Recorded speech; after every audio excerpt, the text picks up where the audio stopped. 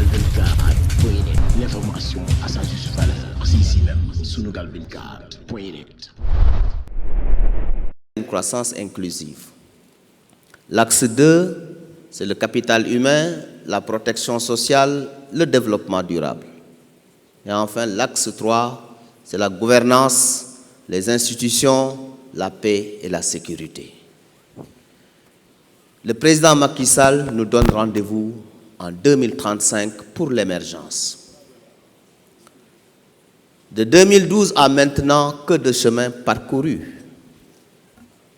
que de progrès réalisés dans beaucoup de secteurs pour nos collectivités territoriales. Nous pouvons citer quelques exemples sans être exhaustifs. Si nous prenons les infrastructures, en 2012, 32 km d'autoroute. En 2019, 200 km d'autoroute. En 2012, 500 MW de production d'électricité. En 2019, 1200 MW d'électricité. En 2012, nous avions une production agricole qui était dans des difficultés. En 2019, nous avons des productions records en termes d'arachide, de maïs, de céréales, etc. En 2012, nous n'exportions quasiment pas beaucoup en produits horticoles, 25 000 tonnes. Et en 2019, nous exportons plus de 125 000 tonnes. En 2012, il n'y avait pas de bourse de sécurité familiale. En 2012, il n'y avait pas de couverture maladie universelle. En 2012, il n'y avait pas de carte d'égalité des chances. En 2019, nous avons et la couverture maladie universelle, et la carte d'égalité des chances, et les bourses de sécurité familiale.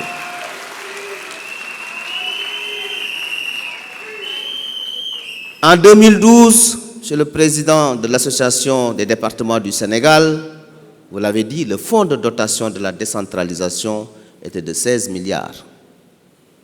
En 2019, le fonds de dotation de la décentralisation de 24 milliards. En 2012, le fonds d'équipement des collectivités territoriales était de 12 milliards 500. En 2019, de 26 milliards. En 2012, il n'y avait pas de PACASEN. En 2019, 130 milliards pour 123 collectivités territoriales sur 5 ans. En 2012, il n'y avait pas la contribution économique locale. En 2019, nous avons la contribution économique locale qui touche l'ensemble des collectivités territoriales au Sénégal.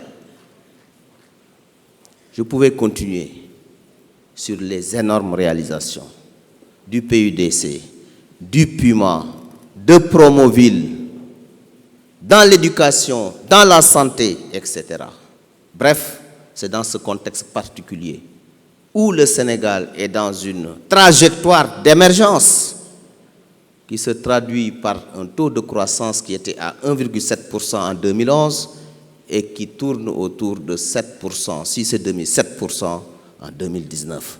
Voilà le pays où nous sommes avec le président Macky Sall. Et tout naturellement, en 2012, il n'y avait pas l'acte 3 de la décentralisation. Acte 3 de la décentralisation qui a comme postulat organiser le Sénégal en territoire viable, compétitif et porteur de développement durable. En 2012, il n'y avait pas l'acte 3. En 2019, nous vivons depuis 2013 l'acte 3 de la décentralisation qui a énormément d'aspects positifs pour les collectivités territoriales. Les anciennes communautés rurales qui étaient au nombre de 385, les présidents de conseil rural n'étaient pas des officiers d'état civil, officier principal d'état civil, non, c'était le sous-préfet.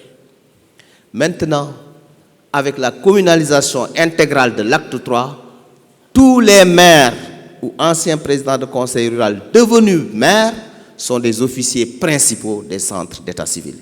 C'est une amélioration considérable. L'acte 3 de la décentralisation, qui a amené la communalisation intégrale pour toutes les collectivités territoriales au Sénégal, présente beaucoup d'avantages. Tous ces financements dont je viens de parler, et chaque année, il y a une augmentation. Vous l'avez dit tout à l'heure, Monsieur le Président de département. Cette année, le fonds de dotation et le fonds d'équipement confondus ont augmenté de 5 milliards par rapport à 2019. Et également, vous avez tous écouté le communiqué du Conseil des ministres d'hier, le président Macky Sall a instruit le ministre des Finances et du Budget, le ministre des Collectivités territoriales, du Développement et de l'Aménagement des territoires, de faire en sorte, premièrement, qu'avant le 31 décembre de cette année, 2019, que tous les maires et présidents de conseil départemental reçoivent leur notification de leur enveloppe de 2020. Deuxième instruction, qu'au plus tard, le 31 mars 2020, que ces fonds soient à la disposition dans leur compte de toutes les collectivités territoriales du Sénégal. Ce sont donc des innovations majeures que le président Macky Sall est en train de mettre en œuvre pour les collectivités territoriales. C'est la raison pour laquelle les collectivités territoriales vont de plus en plus jouer un rôle important dans la mise en œuvre des politiques économiques et sociales de notre pays. Le président Macky Sall l'a affirmé et réaffirmé le 10 octobre dernier. Le président Macky Sall veut que, dorénavant, les maires, présidents de conseil départemental soient au cœur des dispositifs de mise en œuvre des politiques publiques. Et pour cela passe effectivement par une capacitation des exécutifs locaux et également une territorialisation des politiques publiques. Il l'a réaffirmé. De plus en plus, le budget consolidé d'investissement sera décentralisé. C'est une décision du président Macky Sall. Mais également, généraliser le PACASEN. Vous l'avez dit tout à l'heure également, le PACASEN, 130 milliards pour 123 collectivités territoriales. Mais le président Macky Sall a décidé de généraliser à l'ensemble des collectivités territoriales. Eh bien, le PACASEN rural verra le jour courant 2020 et va impacter l'ensemble des collectivités restantes. Et pour cela, il sera donc arrimé au PNDL qui sera le véhicule pour la mise en œuvre du PACASEN rural. Le président Macky Sall également compte beaucoup sur les élus pour la mise en œuvre du programme Macky 535 que le président du conseil départemental également, le président de l'association des présidents du conseil départemental a dit tout à l'heure. Les 5 initiatives, c'est important que les collectivités se l'approprient. C'est important que les maires se l'approprient. C'est important que les présidents de conseil départemental se l'approprient. Le PSE jeunesse doit être aussi l'affaire des collectivités territoriales. Le PSE économie sociale et solidaire doit être également l'affaire des collectivités territoriales. Le PSE économie sociale et solidaire, PSE vert, doit être également l'affaire des collectivités territoriales. Le PSE numérique, la même chose. Le PSE industrialisation. Et il est heureux de constater que des collectivités territoriales, dans leur zone de terroir, sont en train de faire des efforts. Je pense que cela ressortira tout à l'heure lorsque nous aurons à proclamer ces lauréats. Mais également, en dehors des 5 initiatives, les 3 programmes phares. Lorsque le président Macky Sall parle de 100 000 logements, là je parle du PSE zéro bidonville, les collectivités territoriales ont un rôle extrêmement important à jouer sur le foncier, sur les autorisations de construire, en mode fast-track pour faire en sorte que cet objectif de 100 000 logements puisse être disponible. Mais également le PSE zéro déchet. Zéro déchet, c'est l'affaire des collectivités territoriales. Je l'ai dit il y a quelques jours au Haut Conseil des collectivités territoriales. C'est la loi qui confie la gestion des ordures ménagères aux collectivités territoriales. C'est la loi. De ce point de vue, les collectivités doivent s'approprier cette compétence de par la loi, de faire en sorte que nos villes, que nos communes soient propres. Donc, zéro déchet nous interpelle. Mais également, ville créative nous interpelle également en tant que collectivité territoriale. Les 5 accès également, les collectivités sont interpellées. Accès à l'eau, accès à l'assainissement, accès à l'électricité, accès également aux services sociaux de base, accès à la mobilité urbaine et rurale. Les 5 accès, nous sommes également interpellés.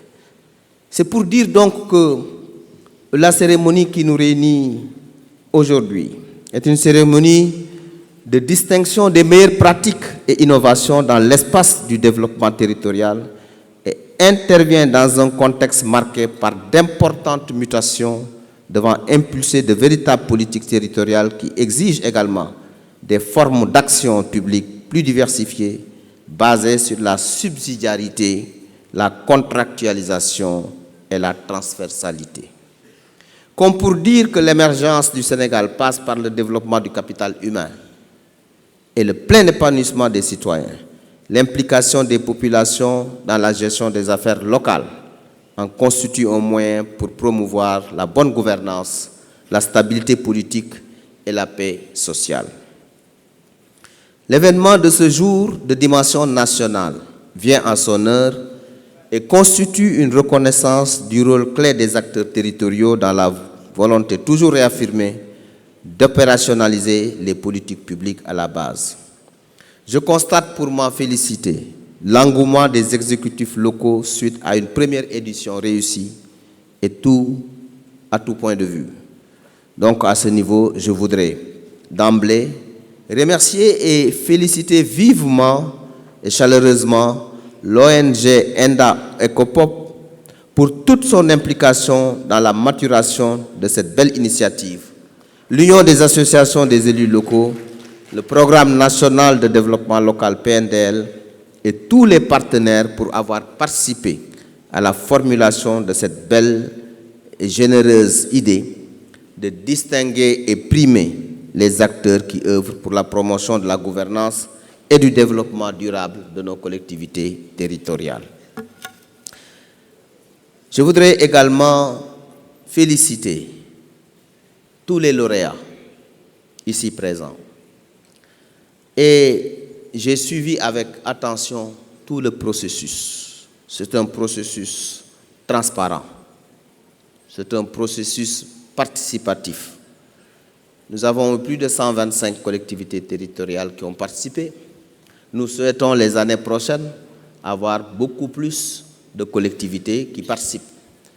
Évidemment, c'est un concours, ce n'est pas une obligation, mais nous voulons de plus en plus que les collectivités territoriales participent à ce challenge.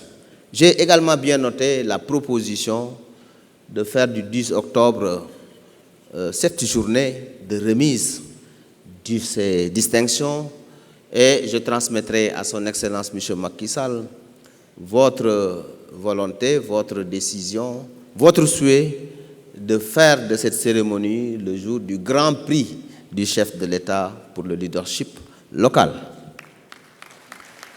Je voudrais pour conclure réaffirmer l'engagement de mon département à soutenir et accompagner le prix d'excellence du leadership local pour sa pleine réussite.